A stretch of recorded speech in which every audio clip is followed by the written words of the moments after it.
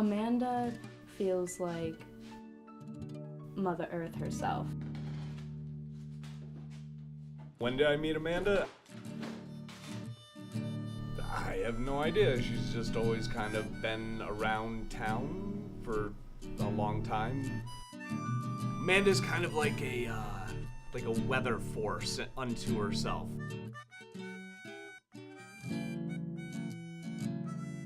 Most of the people who go to Food Not Bombs call them Amanda Mom because she's very motherly and she makes sure we eat all of our vegetables. Sunshine that's rising, not tall the way there. Oh, you're grand, but you're bland, your complexion so fair. All too fair.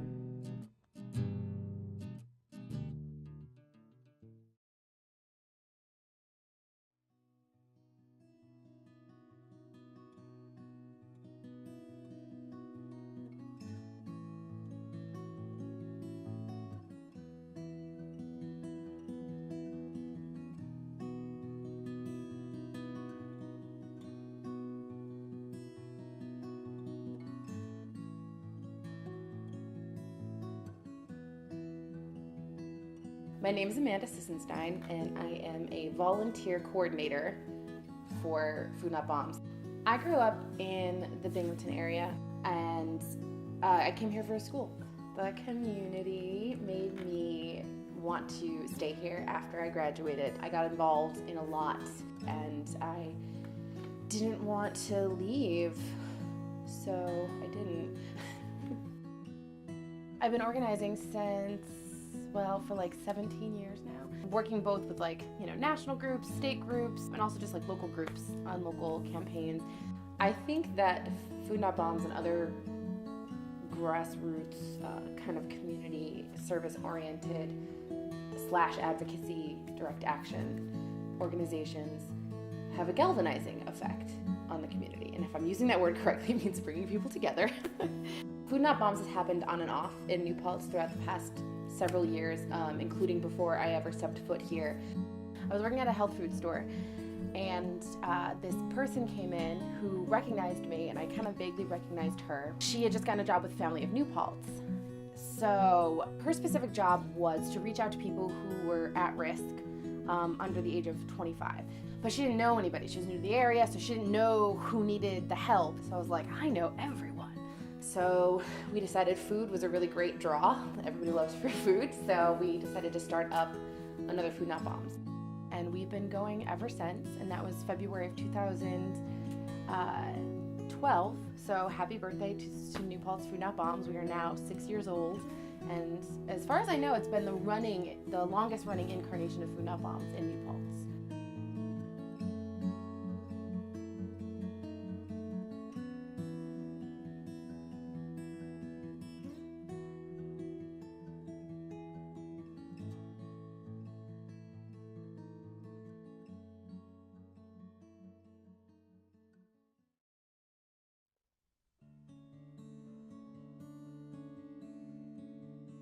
Okay, Food Not Bombs started in 1980 when Reagan was elected, and I was working as a produce worker at Bread and Circus, which is now in Cambridge, a Whole Foods.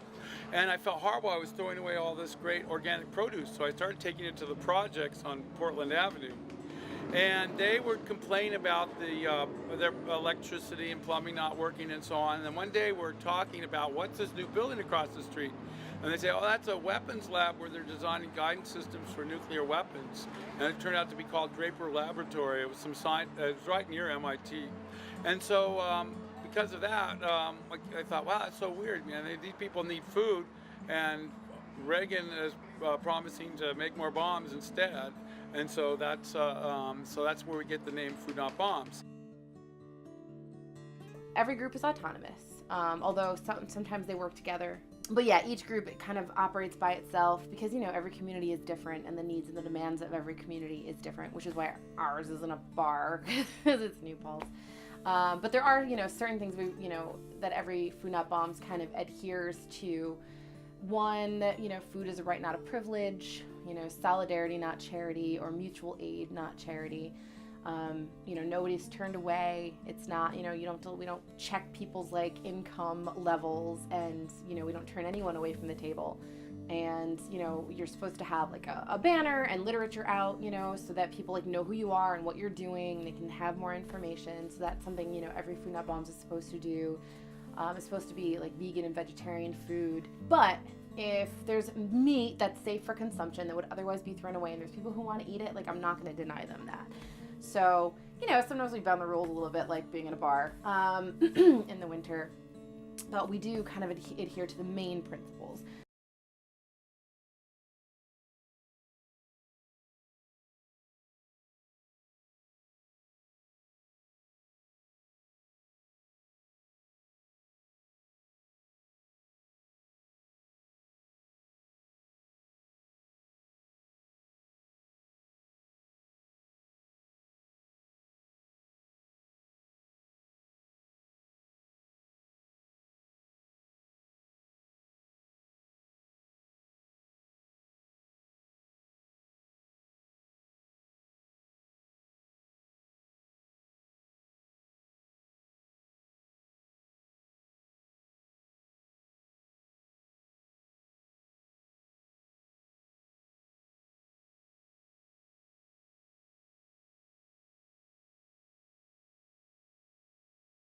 Amanda, let me see. She first came and asked about doing Food Not Bombs in the bar 4 or 5 years ago in the fall, because it was starting to get a little too cold to do it outside. I just approached him. I'm just like, hey, Hick, we need some place to go because it's getting cold, and all the other churches already have stuff going on, and we don't have a car.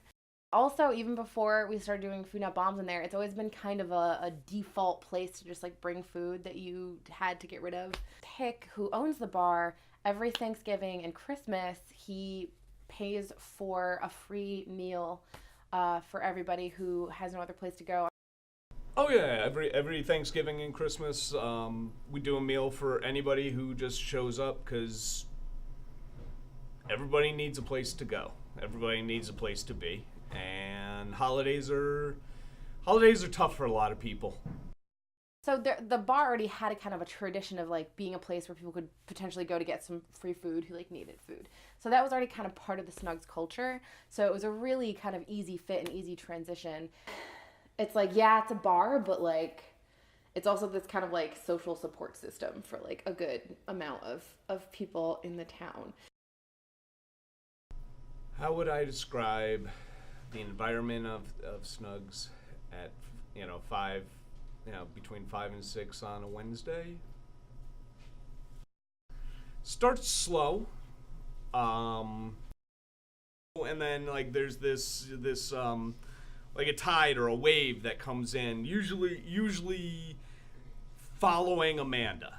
She whirls in, and she brings, suddenly there's 10, 15 people setting things up, and lots of things are happening and doing, and and then you've got a community of people just sitting, eating, talking, whatnot and whatnot.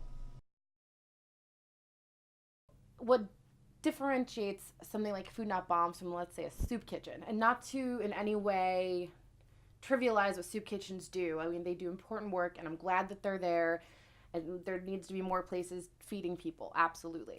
But what does kind of make us a little bit different is that they're instead of it being kind of like the people who need the food and the people like giving the food to them, there's still kind of this like separation of like socioeconomic status.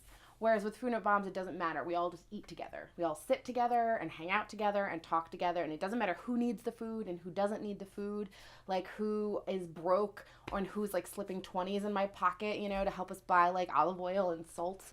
I just really like the idea of just everybody eating together and just like leaving those differences at the door and not needing to know like, well, which one of, like, some people will be like, how many people that come to Food Not Bombs are actually homeless? I'm like, well, I don't ask them. Like, I'm not taking a tally. I'm not taking a count. I'm not going to be like, are you homeless? Are you homeless? Are you homeless? Because that's rude. And I don't care, honestly. I mean, obviously, we are happy to help people that are definitely in need of the food, but sometimes people they have food security, but what they need is community. And that's what they're lacking. And you can't buy community. So, we offer that as well. Like, I'm Sierra Pardis. I've grew up in New Paltz since I was 3 years old, so 17 years. When I was 15 years old, I didn't really have very many people that were my own age because my peers really didn't like me. I ended up getting bullied out of the New Paltz High School, and for medical reasons I wasn't allowed on campus anymore, so I didn't have a lot of friends. So I heard about Food Not Bombs because my friend Benton started introducing me to more of the townies, and slowly but surely more and more people I met were telling me to go on Wednesday to this thing called Food Not Bombs, and my house was just down the street, so if I wanted to eat food I could just go home. But a lot of the more transient punk kids who don't really have a solid place to eat and stuff started telling me to go, and so I went, and it's a beautiful community. There's something that happens when people know that someone cares about them. And it's if people feel like that nobody cares about them, it's like they kind of just like the life just kind of drains out of them day after day, and there's nothing like the fatigue of feeling completely alone and hopeless and like nobody gives a shit. And when somebody is feeling like that, and then somebody does kind of reach out and when they show that they care about you in a very tangible way by, feeding you or giving you a ride somewhere, or just, whatever it is, just having a conversation with you, it's like a weight lifting off of your shoulders that's been holding you down.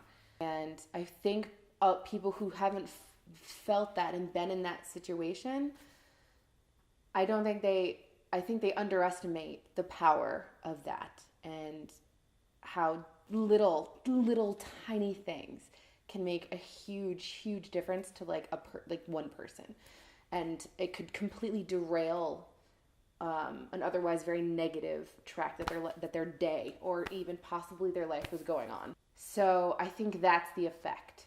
Just knowing that maybe it's only once a week, but there's a group of people who want to make sure that you eat that day.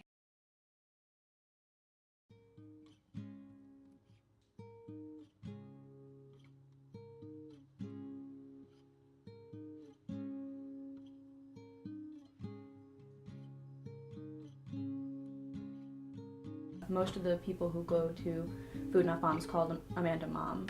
I earned the reputation for as Mama back when I was living in this apartment we called The Nook. We housed and fed a lot of people in that apartment, out of that apartment. That's how I got to know a lot more of the local townies and town folk. Definitely, I treat her like a mother. I have some issues with my mom and my parents, like a lot of the town kids around here, and she's a really good substitute. No matter what, you can always ask her for advice, or you can message her on Facebook or call her if you have her phone number. And she just really cares about the betterment of everyone in New Paltz as a whole, which is a really rare thing to find.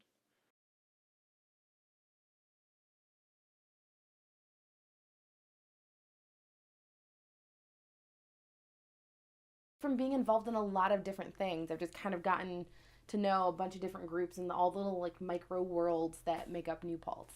From the street kids to the store owners and business owners.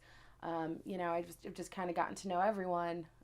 So yeah, I mean, really, it's just you just put the work in and the time in, and you just get out there and you do stuff in the community, and you meet people and you talk to people, and people see what your intentions are, and they see what you are doing, what you're trying to do, and then you just kind of earn trust from the community.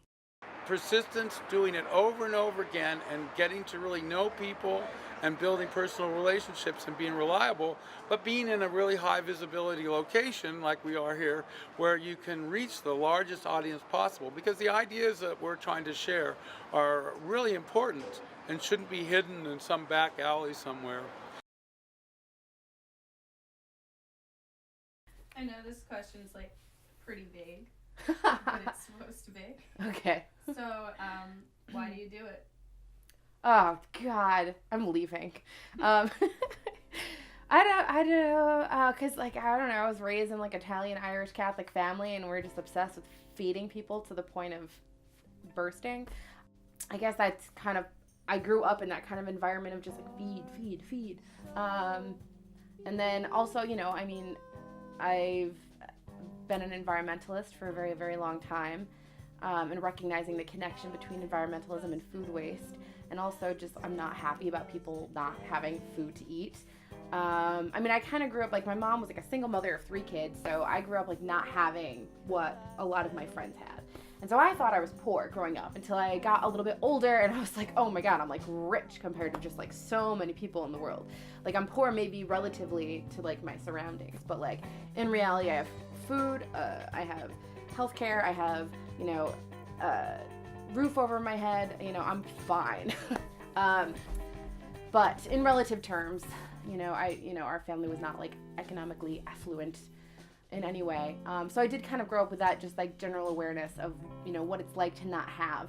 You know, if you've got access to all of this food, especially food you don't even necessarily have to pay for, especially food that would otherwise get thrown away, then like it just makes sense to just share it with whoever's around.